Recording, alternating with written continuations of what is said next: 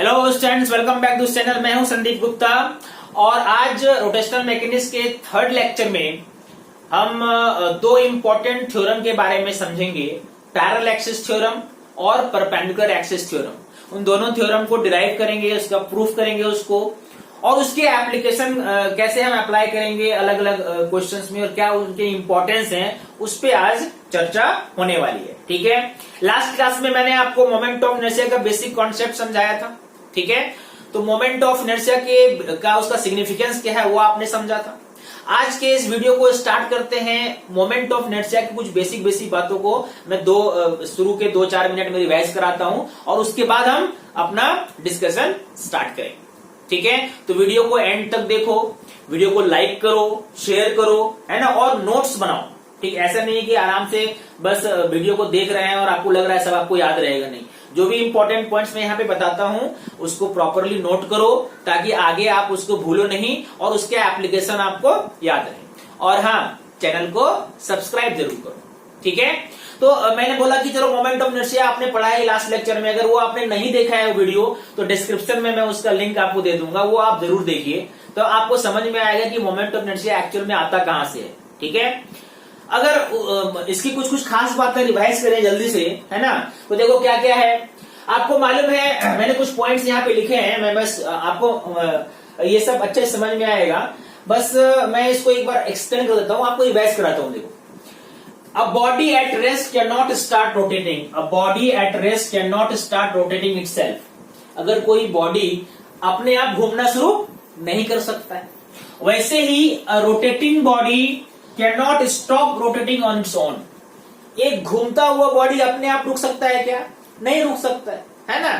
तो रेस्ट में जो बॉडी है वो अपने आप घूम भी नहीं सकता है, जो बॉडी घूम रहा है वो अपने आप रुक भी नहीं सकता है ना। इसका मतलब क्या है? इसका मतलब है hence a body has inertia of rotational motion, मतलब वो रेसिस्ट करता है। ठीक है, अगर किसी बॉडी को आप घुमाना चाहो तो वो रेसिस्ट करता है, या अगर घूमते हुए बॉडी को आप रोकना चाहो तब भी वो रेसिस्ट करता है। ये जो रेजिस्टेंस है इसी को हम क्या कहते हैं? इनर्शिया कहते हैं। तो जैसे आपने ट्रांसलेशनल मोशन में पढ़ा है इनर्शिया, वैसे ही रोटेशनल मोशन में भी इनर्शिया होता है। ट्रांसलेशनल मोशन में इनर्शिया किस पे डिपेंड करता है? मास पे।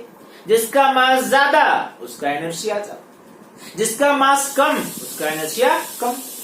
वैसे ही the quantity measuring the inertia of rotational motion, वो फिजिकल क्वांटिटी जो बताता है कि किसी बॉडी में रोटेशनल मोशन के लिए कितना इनर्शिया है, रोटेशनल मोशन को कितना रेसिस्ट कर सकता है, इसको जो क्वांटिटी मेजर करता है उसको हम कहते हैं मोमेंट ऑफ इनर्शिया। एक अगर सिंगल पार्टिकल है तो I equal to mr², m mass of the body, और r क्या होता है?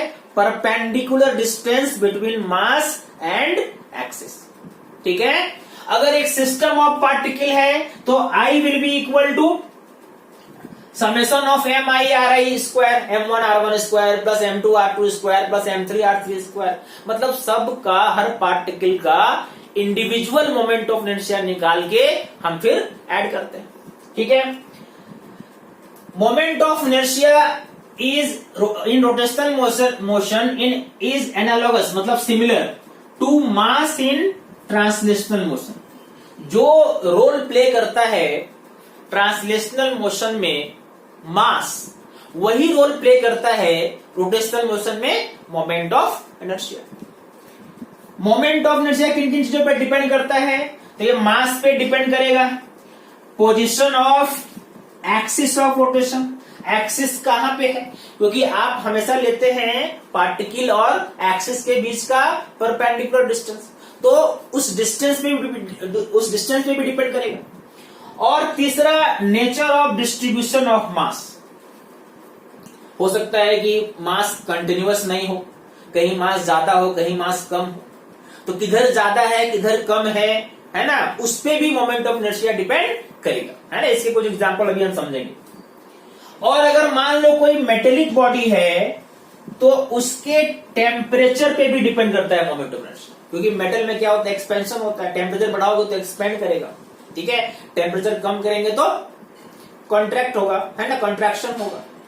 तो उससे क्या होगा कि पार्टिकल जो दूर है उनका एक्सिस से डिस्टेंस चेंज हो सकता है ना, या तो इंक्रीज हो सकता है या तो डिक्रीज हो सकता है। इसलिए मेटेलिक बॉडी में टेम्परेचर पे भी डिपेंड करेगा। किस पे डिपेंड नहीं करेगा, तो moment of inertia is independent of angular velocity of the body. Body के एंगुलर वेलोसिटी पे डिपेंड नहीं करेगा। ऐसा नहीं है कि बॉडी अगर 10 रेडियन पर सेकंड से घूम रहा है और उसको आपने 20 रेडियन पर सेकंड कर दिया, तो दोनों ही कंडीशन में मोमेंट ऑफ इनर्शिया चेंज हो जाएगा, ऐसा नहीं होगा। ठीक है, moment of inertia angular velocity से एंगुलर वेलोसिटी पे डिपेंड नहीं करता। लेकिन आगे आप देखोगे एंगुलर वेलोसिटी डिपेंड करेगा, अभी वो कॉन्सेप्ट आएगा। But moment of inertia angular velocity पे डिपेंड नहीं करता है। ठीक है, ओके। ये कुछ इंपॉर्टेंट पॉइंट्स में हमने रिवाइज किया। अब हम अपना आज का लेक्चर स्टार्ट करेंगे। सबसे पहले मैं आपको एक छोटा सा डेफिनेशन समझाऊंगा, रेडियस ऑफ जायरेशन। ये बहुत जगह यूज होता है। थोड़ा इसका एक दो एग्जांपल से मैं इसका कॉन्सेप्ट आपको समझाता हूं, फिर हम अपने दोनों थ्योरम पे वापस आते हैं। ठीक है, अगर आपने इसको नोट नहीं किया है तो नोट करो। ओके, अब देखो रेडियस ऑफ जायरेशन को थोड़ा सा समझते हैं। रेडियस ऑफ जायरेशन आपको डेफिनेशन बहुत बड़ा मिलेगा, बट सिंपल सा जो कॉन्सेप्ट है मैं आपको एग्जांपल से समझाता हूं। मान लो आपके पास एक सिस्टम ऑफ पार्टिकल है, ठीक है, जिसमें n पार्टिकल्स है। मैंने m1, m2, m3 ऐसे बहुत सारे पार्टिकल्स इसमें हैं। ये लास्ट पार्टिकल मैंने m1 वहां mn यहाँ पे लिया है। ठीक है, ये this is axis of rotation. ये क्या है, ये है axis of rotation. Okay, axis of rotation से m1 का डिस्टेंस r1 है। जब मैं डिस्टेंस बोलता हूं तो दिस इज परपेंडिकुलर डिस्टेंस, ये याद रखो। ठीक है, m2 से r2 है, m3 से r3 है, और वैसे ही mn से rn है। तो आपको मालूम है कि इसका मोमेंट ऑफ इनर्शिया हम कैसे निकालेंगे, तो I equal to m1 r1 square plus m2 r2 square plus m3 r3 square, और ऐसे ही आप जो n पार्टिकल है उसके लिखोगे mn rn स्क्वायर। ठीक है, यानी एक्चुअल में इसको कैसे आप लिखते हैं सिंबॉलिक तरीके से, mi ri स्क्वायर। i कहां से स्टार्ट होता है, 1 से, और कहां जाता है n तक, ये हमें मालूम है। ठीक है, अब मान लो कि इसने इसके जो टोटल मास है, मतलब टोटल मास मतलब m1, m2, m3, mn है ना। अगर मान लो इसके टोटल मास को मैं m लिखता हूं, कैपिटल M, ये क्या है m1 plus m2 plus m3 dot dot mn। ठीक है, अगर ये पूरे मास को आपने किसी पॉइंट यहां पे रखा, मान लो आपने ये पूरे मास को यहां पे रख दिया, कैपिटल M, कहां पे रखा तो बताना पड़ेगा आपको। मान लो ये डिस्टेंस एक्सिस से कितना है, k है। ठीक है, क्या रखा आपने, उस सिस्टम के पूरे मास को कहां पे रखा, k डिस्टेंस दूर रखा, तो इसका मोमेंट ऑफ इनर्शिया कितना हो जाएगा, mk स्क्वायर। समझ में आई बात। अगर सिस्टम में जितना भी मास है सबको ऐड करके आपने उसको एक पॉइंट पे रख दिया, ठीक है, मैंने अभी कितना डिस्टेंस रखा, k डिस्टेंस दूर रखा एक्सिस पे, तो कितना मोमेंट ऑफ इनर्शिया आएगा, mk स्क्वायर। तो अगर वो mk स्क्वायर आपके इस मोमेंट ऑफ इनर्शिया के इक्वल है, that means this should be equal to mk square, this should be equal to mk square. अगर ये दोनों आपस में इक्वल है तो इस कंडीशन में हम k को क्या बोलेंगे, radius of gyration, radius of gyration. कहने का मतलब आपने जो मोमेंट ऑफ इनर्शिया निकाला, जो भी आपने निकाला फॉर्मूला, जो भी फॉर्मूला आपने यूज किया, उसको mk स्क्वायर से इक्वल कर दो। 2 पार्टिकल, 3 पार्टिकल, 4 पार्टिकल या कोई कंटिन्यूअस बॉडी है, पहले तो आप फॉर्मूला से निकाल लो मोमेंट ऑफ इनर्शिया कितना होता है, जो भी उसका वैल्यू आएगा that should be equal to mk square. मतलब आप फॉर्मूला से I निकाल लो और उसको इक्वल कर दो mk स्क्वायर से, जहां पे m क्या होना चाहिए, सिस्टम का टोटल मास। तो k का फॉर्मूला क्या आया, फिर k का फॉर्मूला आया I डिवाइडेड बाय m का होल स्क्वायर। यहां पे आई क्या है बच्चों? यहां पे आई है moment of inertia of the system about the axis of rotation. जो एक्सिस दिया हुआ है मैं यहां पर लिखता हूं अबाउट द गिवन एक्सिस। जो भी एक्सिस आपको दिया हुआ है उसके अबाउट आपने क्या निकाला? Moment of inertia. और m क्या है? m है total mass of the system. Total mass of the system. ऐसे रेडियस ऑफ जायरेशन आप निकाल सकते हैं। अब अगर इसको आपने अब ये समझा, अगर मैं इस पे एक एग्जांपल से समझाऊं तो ज्यादा आपको क्लियर होगा। ठीक है, देखो मैं इसका एक एग्जांपल लेता हूं, इसको नोट कर लो आप। मान लो कि मैंने 3 पार्टिकल सिस्टम एक लिया। देखो 3 पार्टिकल लेते हैं, 3 पार्टिकल सिस्टम एक लेते हैं और उसका रेडियस ऑफ जायरेशन निकालते हैं। Let suppose there are 3 particles which are on the vertices of an equilateral triangle. एक इक्विलैटरल ट्रायंगल है और यहां पे मान लो 2 kg रखा है मैंने, यहां पे मैंने रखा 3 kg और यहां पे रखा 4 kg। इसका लेंथ साइड है इसका मान लो ट्रायंगल का कितना है? 2 मीटर। आपसे पूछा जाएगा, ये एक्सिस दिया हुआ है, आपसे पूछा जाएगा इस एक्सिस के अलोंग क्या है रेडियस ऑफ जायरेशन बताओ। ठीक है, क्वेश्चन क्या है? क्वेश्चन है फाइंड रेडियस ऑफ जायरेशन मतलब के about the given axis. About the given axis. तो जल्दी से इसका आंसर निकालो, तब तक मैं इधर क्लियर करता हूं। आपके पास 1 मिनट है बस।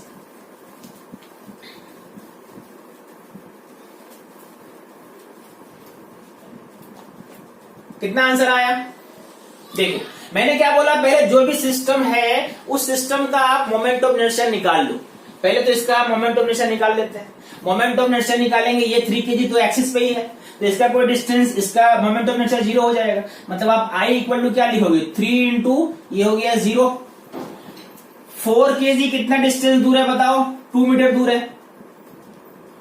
और ये कितना, चूंकि इक्विलैटरल ट्रायंगल है तो अगर ये पूरा 2 है तो ये कितना होगा? 1 मीटर।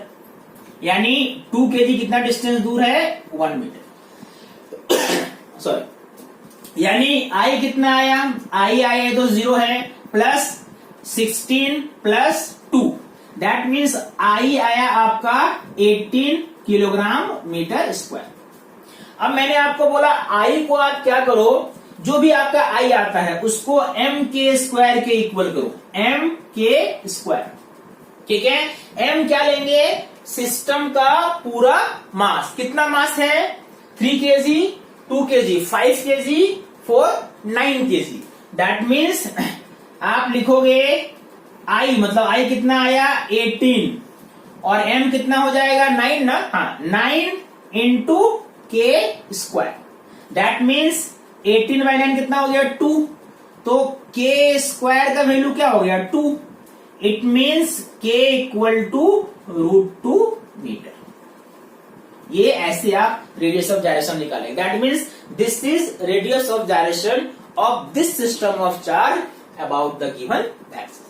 ठीक है, पहले आई निकाल लेना है और उसको m के स्क्वायर के इक्वल करना है ना। इसका मतलब वही होता है, मतलब क्या होता है कि अगर इस पूरे मास को, है ना, कितना मास है यहाँ पे? 3, 4, 9 kg है ना। अगर मान लो इसका मीनिंग क्या हुआ यहाँ पे समझ लो कि अगर ये एक 9 kg का मास, ठीक है, एक 9 kg का मास आपने यहाँ पे रख दिया होता। एक्स कितना है? कितना इसका मास? 9 kg का। और कितना दूर रखा होता आपने? √2 मीटर। तो उसका भी वही मोमेंट ऑफ इनर्शिया आएगा जो आपके सिस्टम का आया। निकाल कर देख लो, 9 इंटू √2 स्क्वायर 18। पहले भी हमारा क्या आया था? 18 आया। मतलब अगर टोटल मास को आपने उस पॉइंट पे रख दिया तो मोमेंट ऑफ इनर्शिया वही आएगा। कई बार ये हमें कंफ्यूजन हो जाता है कि रेडियस ऑफ जायरेशन में सेंटर ऑफ मास का कोई रोल है क्या? क्योंकि जब हम बोलते हैं पूरे मास को आपने एक जगह रख दिया तो कुछ लोग कंफ्यूज हो जाते हैं कि रेडियस ऑफ जायरेशन शायद सेंटर ऑफ मास और एक्सिस के बीच का डिस्टेंस। ठीक है, लेकिन ये गलत है। रेडियस ऑफ जायरेशन में सेंटर ऑफ मास का कोई रोल नहीं है ना। आपको जो भी एक्सिस दिया हुआ है उस पे डिपेंड करता है रेडियस ऑफ जायरेशन, क्योंकि हर एक्सिस का के अबाउट अलग अलग होगा मोमेंट ऑफ इनर्शिया। मतलब रेडियस ऑफ जायरेशन किस पे डिपेंड करेगा? क्या सेंटर ऑफ मास पे डिपेंड करेगा? नहीं करेगा, है ना। रेडियस ऑफ जायरेशन किस पे डिपेंड करेगा? आपको अब समझ में आ गया होगा। पहले तो ये डिपेंड करेगा axis of rotation. Axis of rotation कहां है? क्योंकि अलग अलग एक्सिस ऑफ रोटेशन में आई का वैल्यू अलग अलग आ जाएगा। अगर मैंने यही एक्सिस चेंज कर दिया होता, यहां पे लिया होता, तो आई का वैल्यू अलग आता, और अगर आई अलग आएगा तो के भी अलग आएगा, ठीक है। दूसरा ये डिपेंड करेगा nature of distribution of mass. मतलब मास किधर ज्यादा है, मास किधर कम है, ये उस पे भी डिपेंड करेगा, ठीक है। तो सेंटर ऑफ मास वाला कॉन्सेप्ट अगर कंफ्यूजन है तो उसको दूर कर लो। बस ये दो चीज पे ध्यान रखना है, आपको पूरा मोमेंट ऑफ इनर्शिया निकाल लेना है और उसको mk² के इक्वल कर देना है, ठीक है। यानी एक ही सिस्टम का रेडियस ऑफ जायरेशन अलग अलग आ सकता है अगर आपने एक्सिस ऑफ रोटेशन अलग अलग लिया तो, ठीक है। तो रेडियस ऑफ जायरेशन जब भी क्वेश्चन पूछेगा किसी एक्सिस के अबाउट ही पूछेगा। क्लियर है? चलो अब हम अपना जो मैंने बताया, आज हम दो थ्योरम पढ़ेंगे, परपेंडिकुलर एक्सिस थ्योरम और पैरेलल एक्सिस थ्योरम। उसको समझते हैं, उसको प्रूफ करते हैं और उसको अप्लाई करने का तरीका सीखते हैं, ठीक है। ओके, सबसे पहले बात करते हैं परपेंडिकुलर एक्सिस थ्योरम का। यहां पे ये थ्योरम समझने के पहले ये दो चीज याद रखो। आपको बुक में एक्सिस जब भी दिया रहेगा तो एक्सिस के आगे ये लिखा रहेगा, या तो एक्सिस लिखा रहेगा axis in the plane of the body और axis perpendicular to the plane of the body, है ना। इन दोनों का मतलब मैं पहले आप एक बार समझ लीजिए ताकि आगे भी मैं इसको बार बार यूज करने वाला हूं। मान लो ये एक बॉडी है, ठीक है। ये रोटेट कर, अगर इसका एक्सिस ऑफ रोटेशन मैंने कैसा लिया, तो मान लो इसका एक्सिस ऑफ रोटेशन मैंने ऐसा लिया, ठीक है। ये जो लाइन है ये एक्सिस ऑफ रोटेशन है, मैंने यहां इसको फिक्स किया और ये ऐसे रोटेट कर रहा है, ठीक है। तो देखो ये जो एक्सिस ऑफ रोटेशन है ये इस बॉडी से होके गुजर रहा है, यानी इसके प्लेन से होके गुजर रहा है। दैट मीन्स ये जो हम एक्सिस बोलेंगे, this axis will be in the plane of the body. ये कैसा एक्सिस होगा? मतलब कोई भी एक्सिस जो बॉडी से होके गुजरता है, that is axis in the plane, ठीक है। अगर मान लो मैंने इसको ऐसे घुमाया, ये एक्सिस लिया और ऐसे घुमाया, अब देखो अब जो ये एक्सिस है ये बॉडी के प्लेन के क्या है? परपेंडिकुलर है। तो इस एक्सिस को हम क्या बोलेंगे? Perpendicular axis, axis perpendicular to the plane of body, है ना। मान लो ये एक्स एक्सिस है, ठीक है, और ये जेड एक्सिस जो बाहर की ओर आ रहा है वो क्या है? जेड एक्सिस है। तो ये बॉडी किस प्लेन में रखा हुआ है? एक्स, ठीक है। एक्स एक्सिस आगे की तरफ और ये जेड एक्सिस बाहर की तरफ। तो ये बॉडी किस में है? एक्स जेड प्लेन में है। और इस पे जो होगा परपेंडिकुलर वो कौन सा होगा? Y axis. मैंने मान लो इसको वाई मान लिया, तो अगर ये एक्स जेड है तो ये कौन सा प्लेन, ये कौन सा एक्सिस हो गया? Perpendicular axis y. मतलब इसमें दो एक्सिस, एक्स एक्सिस और जेड एक्सिस बॉडी के प्लेन में है, और जो वाई एक्सिस है वो बॉडी के प्लेन के परपेंडिकुलर है, ठीक है। अभी देखो इसी पे मैं आपको ये एक्सिस समझाता हूं। इसके पहले कि हम ये परपेंडिकुलर एक्सिस थ्योरम समझें, आपको कुछ बातें याद रखनी है। पहले तो ये जो थ्योरम है ये ओनली लेमिनर बॉडी में यूज होगा। लेमिनर बॉडी मतलब थिन बॉडीज, है ना, थिन शीट, आपके नोटबुक का एक पेज, मतलब जिसका थिकनेस बहुत कम हो, सिर्फ लेंथ है और ब्रेड्थ है, थिकनेस नहीं है, 2 डायमेंशनल, है ना, उसको हम बोलते हैं लेमिनर बॉडी। तो ये जो थ्योरम होगा this will be only applicable on A laminar body, ठीक है। ओके, अब इसको समझने के लिए एक छोटा सा एग्जांपल मैंने लिया है। देखो मान लो कि एक पार्टिकल है m मास का, ठीक है। इसका मोमेंट ऑफ इनर्शिया मुझे बताओ कि x एक्सिस के अलोंग कितना होगा? What will B moment of inertia about x axis? तो बॉडी और एक्स एक्सिस के बीच कितना डिस्टेंस है? ये डिस्टेंस कितना है बताओ? कोऑर्डिनेट कितना दिया? वाई कोऑर्डिनेट कितना दिया हुआ है? वाई दिया हुआ है, यानी ये डिस्टेंस कितना हो गया? वाई। तो moment of inertia of the body about x axis आप क्या लिखोगे? M y square. अगर मैंने पूछा कि बताओ moment of inertia of the body about y axis, तो इस बार वाई एक्सिस से डिस्टेंस निकालेंगे, मतलब इस बार आप इसका लोगे एक्स कोऑर्डिनेट, और ये कितना दिया हुआ है? X. That means I Y will be m x square. Correct है? ओके, ये एक्स, ये भी एक्स ही है। अगर इन दोनों को हम ऐड कर दें, मान लो मैंने ऐड कर दिया आई एक्स प्लस आई वाई, तो क्या आएगा? एम कॉमन हो गया और क्या हुआ? वो x square plus y square.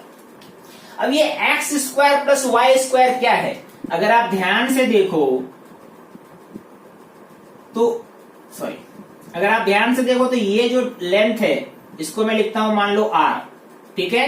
तो this x square plus y square को हम क्या लिख सकते हैं? M r square. और आर क्या है? तो बॉडी का देखो, ये जो जेड एक्सिस है वो ऐसा है, ठीक है, बाहर की तरफ आ रहा है, इससे एम का डिस्टेंस आर है कि नहीं देख लो आप।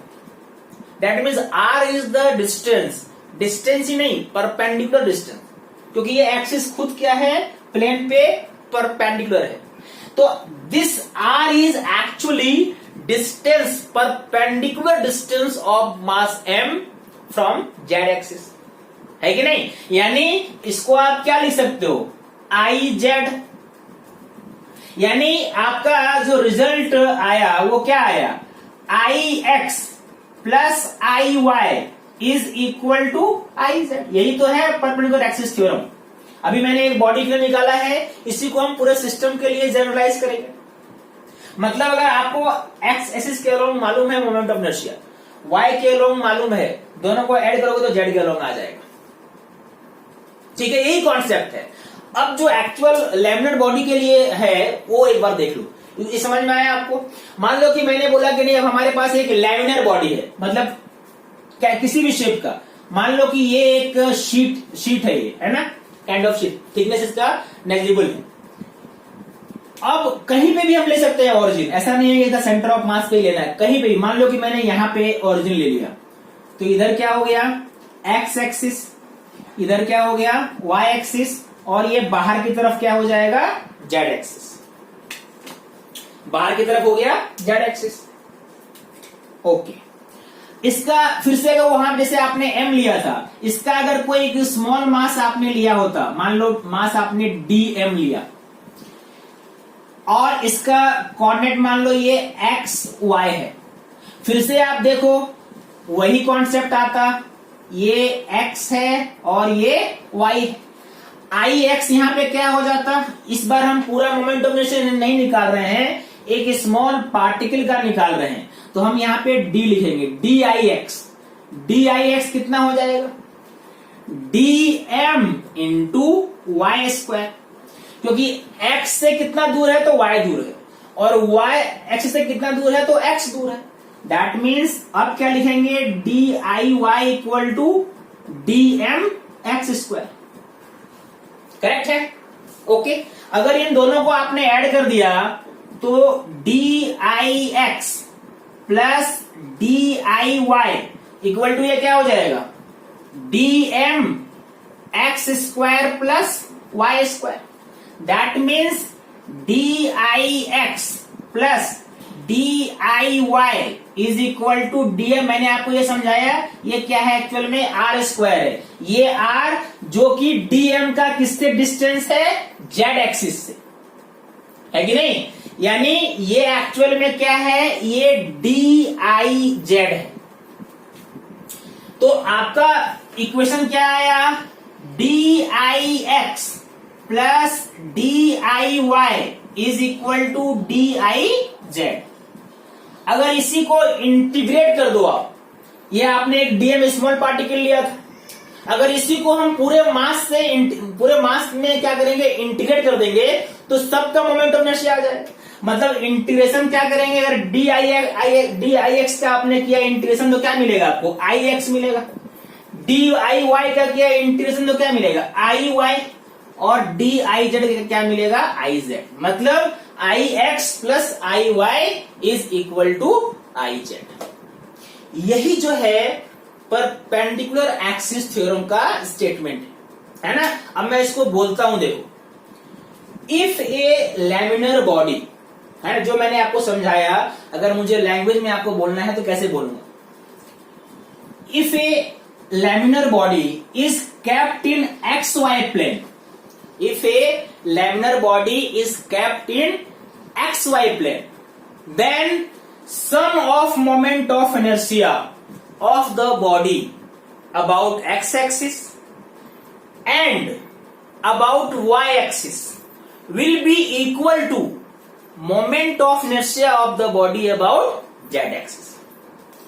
इन दोनों जो दो एक्सिस बॉडी के प्लेन में है उनके अबाउट जो मोमेंट ऑफ इनर्शिया को ऐड करोगे तो वो इक्वल होगा moment of inertia of the axis perpendicular to the plane of body.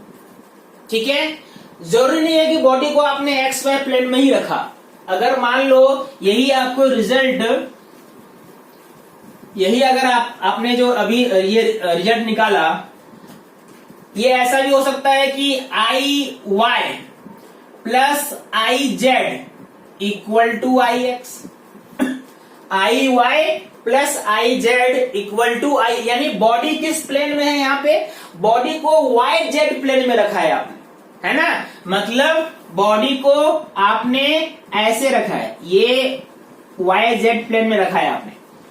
तो अगर ये वाई जेड प्लेन में रखा है, ये मान लो एक्स एक्सिस है, ये वाई एक्सिस है और ये जेड एक्सिस है। इस कंडीशन में आई वाई और आई जेड है ना, बॉडी कैसा है, बॉडी ऐसा है, तो कौन सा एक्सिस हुआ परपेंडिकुलर, एक्स एक्सिस, तो आई वाई प्लस आई जेड क्या होगा, आई एक्स के इक्वल। कोई भी दो एक्सिस जो बॉडी के प्लेन में है उनको, उनके अबाउट जो मोमेंट ऑफ इनर्शिया है उसको ऐड करना है। या मान लो ऐसा भी हो सकता है कि I x plus I Z is equal to I Y. अब ये कब होगा बताओ, ये तब होगा जब बॉडी एक्स जेड प्लेन में है, मतलब बॉडी जो है वो एक्स जेड प्लेन में है ऐसे। अगर इस प्लेन में है और ये है आपका एक्स एक्सिस, ये है वाई एक्सिस और ये है जेड एक्सिस, तो बॉडी को किधर रखा है आपने, एक्स जेड प्लेन में रखा है, तो उसके प्लेन के परपेंडिकुलर मतलब ऐसे रखा है, तो कौन सा एक्सिस हुआ परपेंडिकुलर, वाई एक्सिस, तो क्या लिखेंगे I Y will be I x plus I Z. यही है परपेंडिकुलर एक्सिस थ्योरम। ठीक है, अब देखो इसको एक एग्जांपल समझते हैं। मान लो मैंने एक क्वेश्चन आपको दिया, एकदम सिंपल सा एग्जांपल लेते हैं ताकि आपको कैसे अप्लाई करना ये समझ में आएगा। मान लो कि मैंने एक कोई भी एक बॉडी लिया, जरूरी नहीं है किसका ए शीट है, कैसा भी शेप हो सकता है। मान लो कि मैंने ऐसा कोई शेप ले लिया, ये ऐसा, ठीक है, और इसमें इसका जो मोमेंट ऑफ इनर्शिया है, यहां पे मान लो मैंने ओरिजिन लिया, ये एक्स एक्सिस मान लो, ये वाई एक्सिस और ये जेड एक्सिस। ठीक है, मान लो ये एक्स एक्सिस के अबाउट जो मोमेंट ऑफ इनर्शिया है, आई एक्स दिया हुआ है 20 किलोग्राम मीटर स्क्वायर। ठीक है, और ये जो आई वाई है ये दिया हुआ है 12 किलोग्राम मीटर स्क्वायर, और आपसे पूछेगा कि चलो ठीक है बताओ आई जेड क्या है, what will be I z. तो सबसे पहले आप ये देखो कि बॉडी को आपने किस प्लेन में रखा है, तो इसके हिसाब से दिख रहा है ये वाई जेड प्लेन है। कौन सा प्लेन है, वाई जेड प्लेन है। ठीक है, तो अगर बॉडी को आपने कैसे रखा है, ऐसे रखा है, तो अगर ये वाई जेड प्लेन है तो वाई जेड प्लेन में Y plus Z equal to X. Y plus Z मतलब मोमेंट ऑफ इनर्शिया जब निकालेंगे, यानी इक्वेशन क्या बनेगा, I Y plus I Z is equal to I X, क्योंकि एक्स वाला जो है वो परपेंडिकुलर है। आई वाई कितना दिया हुआ है 12, आई जेड आपको फाइंड करना है और ये कितना है 20, मतलब आई जेड कितना हो गया 8 किलोग्राम मीटर स्क्वायर। यानी अगर किसी भी लैमिनर बॉडी में किसी भी शीट थिन शीट में दो एक्सिस के अलोंग आपको मोमेंट ऑफ इनर्शिया मालूम है तो आप थर्ड के अलोंग निकाल सकते हैं, है ना। यहाँ पे मोमेंट ऑफ इनर्शिया किसी भी पॉइंट पे ओरिजिन आप किसी भी पॉइंट पे ले सकते हैं, लेकिन ये थ्योरम ओनली लैमिनर बॉडी पे यानी एक थिन शीट पे ही एप्लीकेबल होगा। ठीक है, समझ में आया। अब दूसरे थ्योरम में आते हैं, पैरेलल एक्सिस थ्योरम। अब बात करते हैं पैरेलल एक्सिस थ्योरम का। ठीक है, पैरेलल एक्सिस थ्योरम को भी हम लोग बहुत यूज करते हैं। अभी मोमेंट ऑफ इनर्शिया निकालने में बहुत ज्यादा इसका यूज होगा as compare to perpendicular axis, क्योंकि ये हर तरह के बॉडी पे एप्लीकेबल है।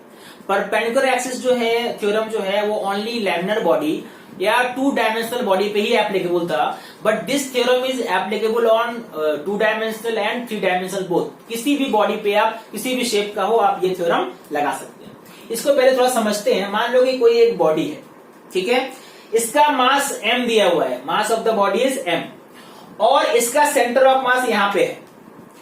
एक एक्सिस जो सेंटर ऑफ मास से क्रॉस कर रहा है, ठीक है, बॉडी के प्लेन में भी हो सकता है, बॉडी के परपेंडिकुलर भी हो सकता है।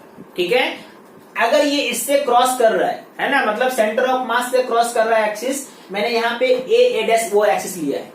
इस एक्सिस के अबाउट बॉडी का मोमेंट ऑफ इनर्शिया IC है ना।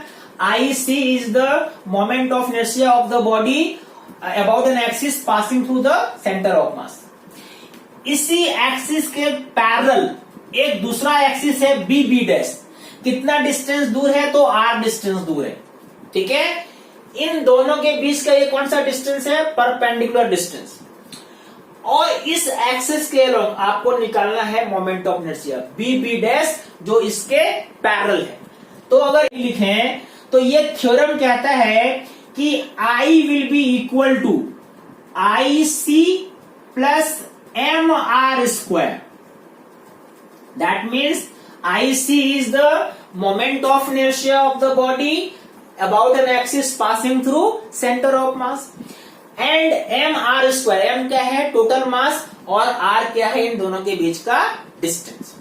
ठीक है, यही है परपेंडिकुलर एक्सिस थ्योरम। अगर आप सेंटर ऑफ मास से जान रहे हैं, सेंटर ऑफ मास से क्रॉस करने वाले किसी एक्सिस के अबाउट जान रहे हैं मोमेंट ऑफ इनर्शिया, तो उसके पैरेलल किसी भी एक्सिस के अलोंग आप निकाल सकते हैं moment of inertia using this theorem. अब ये थ्योरम आया कहां से, इसको भी चलो प्रूव करते हैं, है ना, इसको भी प्रूव करते हैं। देखो, ओके, चलो अब हम इस थ्योरम को प्रूव करते हैं। मान लो कि एक बॉडी है ना, और उसके सेंटर ऑफ मास से जो लाइन जा रहा है उसके about moment of inertia IC है।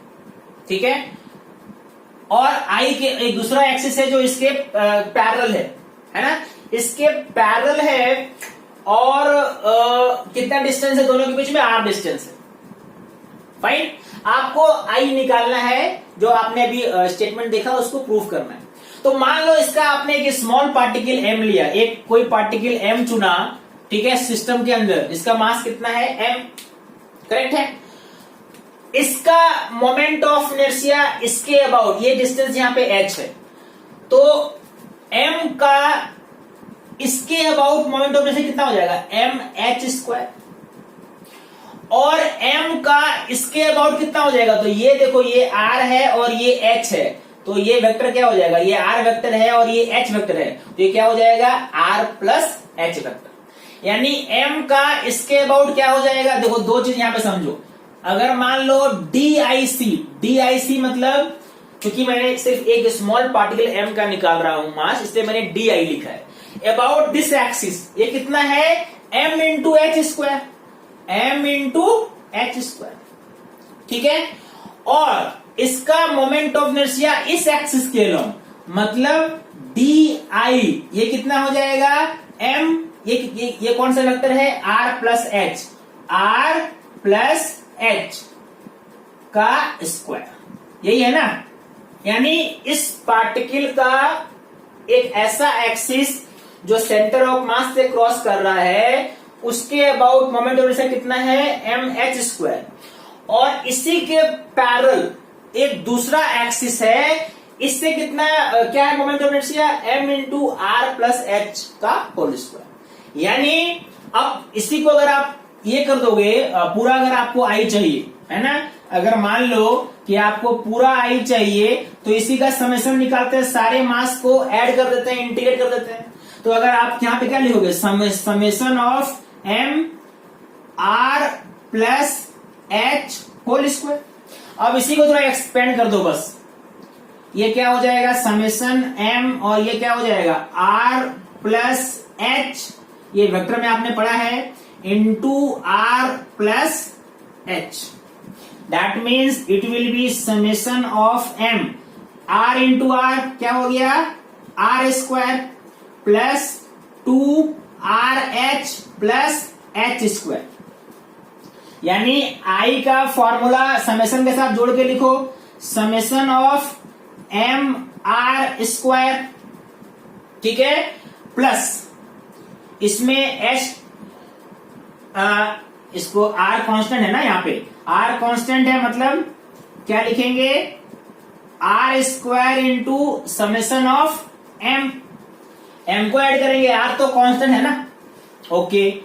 यहां पे 2r, ये कितना हो जाएगा देखो, 2r बाहर रखो, 2r कांस्टेंट है, समेशन क्या हो जाएगा mh, दोनों वेरिएबल है, और लास्ट में यहां पे हो गया समेशन ऑफ mh स्क्वायर, यही है ना,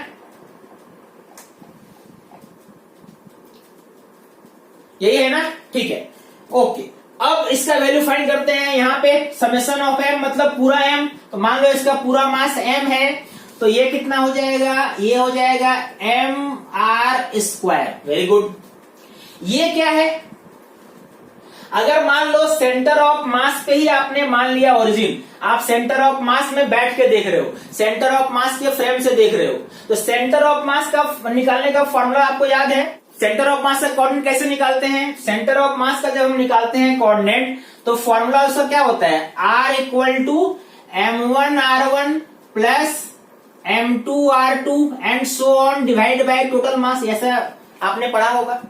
तो अगर मान लो ये ओरिजिन है तो ये क्या हो जाएगा, जीरो हो जाएगा, ठीक है, क्योंकि पोजीशन सेंटर ऑफ मास जहां पे है उसी को मान लिया ओरिजिन।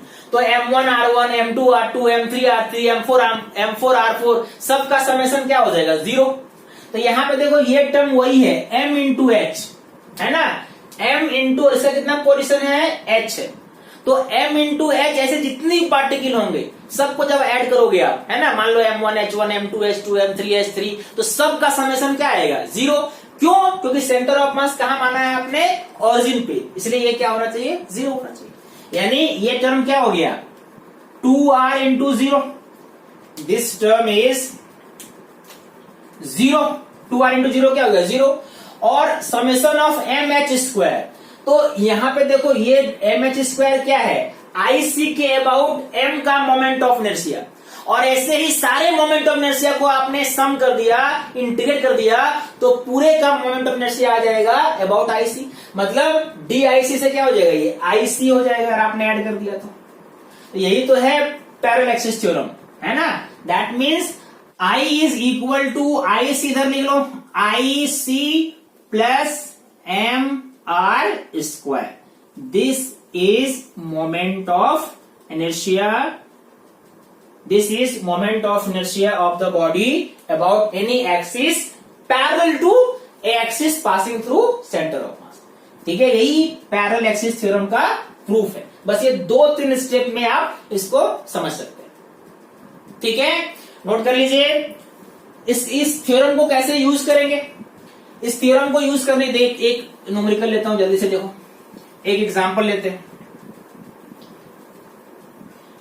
मान लो कि एक रॉड है, ठीक है, एक रॉड है और ये इसका सेंटर ऑफ मास है, ठीक है, ओके।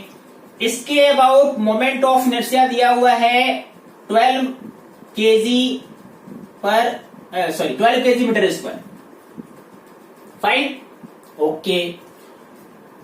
और आपको फाइंड करना है एक दूसरा एक्सिस है जो इस एक्सिस के, ये सेंटर ऑफ मास है, याद रखो, और दूसरा एक एक्सिस है जो इसके पैरेलल है। अभी देखो हम बहुत सिंपल एग्जांपल ले रहे हैं, अभी इस पे बहुत नेक्स्ट जब हम कंटिन्यूअस बॉडी पढ़ेंगे तो बहुत अच्छे न्यूमेरिकल लेंगे, बट अभी हम कैसे यूज करते हैं बेसिक जो बातें हैं वो एक बार सीख लो। मान लो ये डिस्टेंस जो है, ये डिस्टेंस मान लो कि 1 मीटर है। कितना डिस्टेंस है ये? 1 मीटर। ठीक है, आपसे पूछा जाए कि अगर रॉड का मास 2 kg है तो इसके अबाउट मोमेंट ऑफ इनर्शिया कितना होगा? तो आपको मालूम है क्या यूज करोगे? IC प्लस टोटल में m into r square. IC कितना दिया हुआ है? 12। m कितना दिया हुआ है? 2 kg। और ये कितना है? 1 स्क्वायर। यानी मोमेंट ऑफ इनर्शिया कितना हो गया? 4 kg m square. That means अगर आपको ये IC मालूम है तो उसके पैरेलल किसी भी एक्सिस का के अबाउट मोमेंट ऑफ इनर्शिया हम निकाल सकते हैं। समझ में आया? तो ये दोनों थ्योरम का एक्सप्लेनेशन था, आप इसको यूज करेंगे हम लोग। इस वीडियो के हिसाब से आप नोट्स बनाओ और कुछ क्वेश्चन प्रैक्टिस करो। इसके बाद हम पढ़ेंगे moment of inertia of continuous body, उसमें इन दोनों थ्योरम को मैं बहुत यूज करूंगा। ठीक है, चलो ओके, थैंक यू।